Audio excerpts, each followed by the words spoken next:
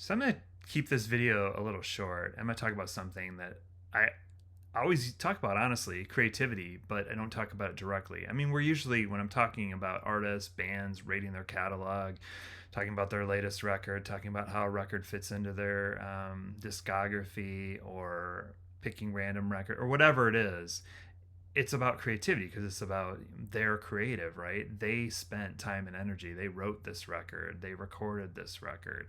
They decided what songs are going to go on the record. They sequenced the record. They everything. They chose what's going to go on the album cover. And now I realize it might be multiple people involved, but it's a huge creative undertaking to make a record or a film. And I talk about that a lot, right? I talk about these creative things that other people do. And you don't always realize all the work behind it, too. This album I listened to this morning, this is Bill Frisell. It's actually Scully Severson, a Swedish composer, with Bill Frisell, and it kind of blew me away. I mean, just great, like Sunday morning record, just guitar, bass guitar, and they just kind of tap into something really magical. And I was really impressed by it. It's something I wasn't expecting at all, but I should expect amazing things from Bill Frisell. Why? Because he's an incredibly creative person. He's kind of a journeyman, plays with all different people. You never quite know what you're going to get out of him from one album to the next. I've barely scratched the surface. So if anybody wants to leave like their suggestions of like the best Bill Frisell records or the ones to get next, I'd really appreciate that. But so far, I'm liking just about everything I hear from him. I did see him live about a year ago and was really impressed with him and his band. Although it wasn't really, I guess, the kind of tour I think I would choose to see him on. I wasn't crazy about that particular album that he was promoting. But Bill Frisell, example of it, just incredibly creative person who's always looking for the next project and seems very egoless, and seems just like he's doing it because he loves it and he loves to stay busy.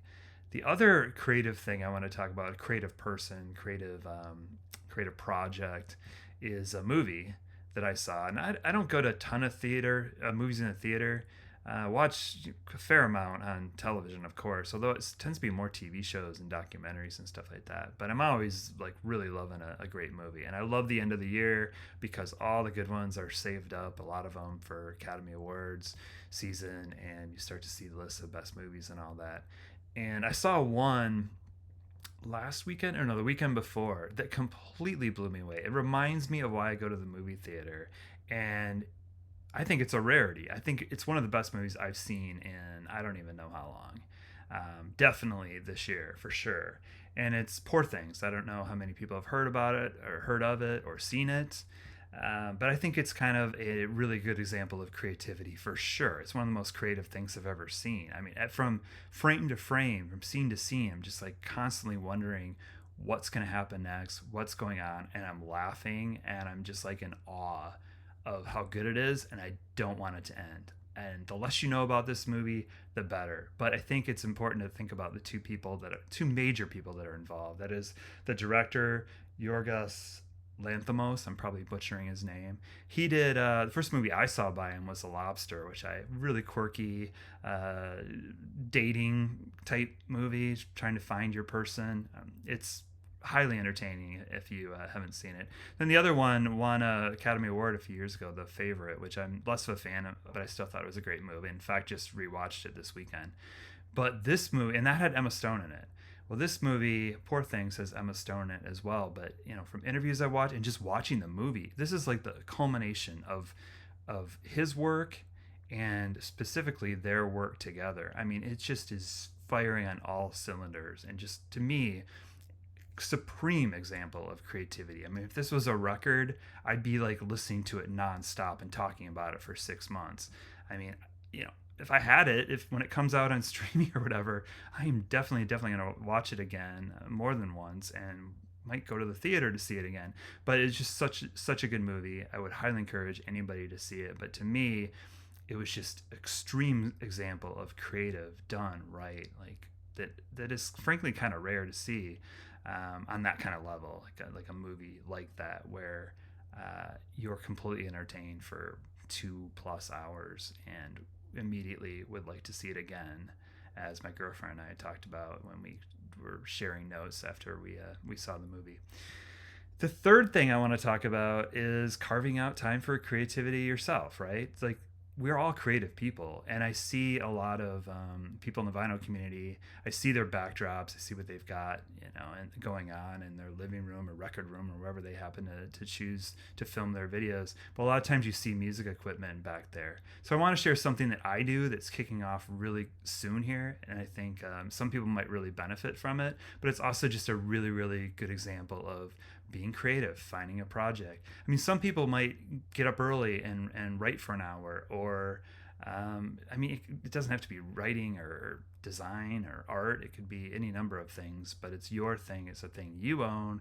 It's something that you can control, and coworkers or whoever aren't gonna like water it down. It can be your creative thing, and it's incredibly powerful, I think, to have something like that in your life as a practice or as something you return to. But just want to talk about this website real quickly. This is something that I've been doing since February of 2005. I think I've taken off maybe 2 years. It's called February Album Writing Month. Like a lot of people watching, I'm a bit of a musician and I write songs. And this has been my outlet now for, year 17 or 18, where I write, this is a goal. Try to write 14 songs in 1 month. And it's free to join. Anybody can do it. The community just keeps growing. My first year I did it, there were like 50 people on it. Now there's, I don't even know how many thousands, all around the world. But to me, it's a thing I think some of us could really benefit from. The people I'm seeing, guitars in the background or whatever. If you're a songwriter, you want to be a songwriter, you want to try it, you want to collaborate with somebody, super cool. But it's also like a chance to see all these people that are doing this, right? That are just musicians doing it for the love of it, and pretty high quality. It's pretty shocking sometimes what you can find on there. So anyway, that's just something I want to share that I do. I've been doing it for a long time.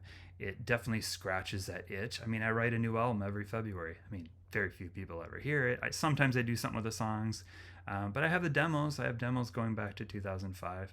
But anyway, it's fawm.org, fawm.org. Doesn't cost anybody a dime to join. If you want to get your rock hands, all that means is you gave them $10 to support them, which I usually do.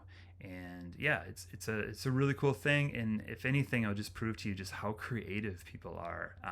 And this is all within music. So that's my little ramble. I'll probably talk about creativity more. If people enjoy this, let me know if you like this kind of thing. It's just something I really enjoy, creativity, finding time to carve it out in my life, trying to encourage other people to find that time and to find a passion for it.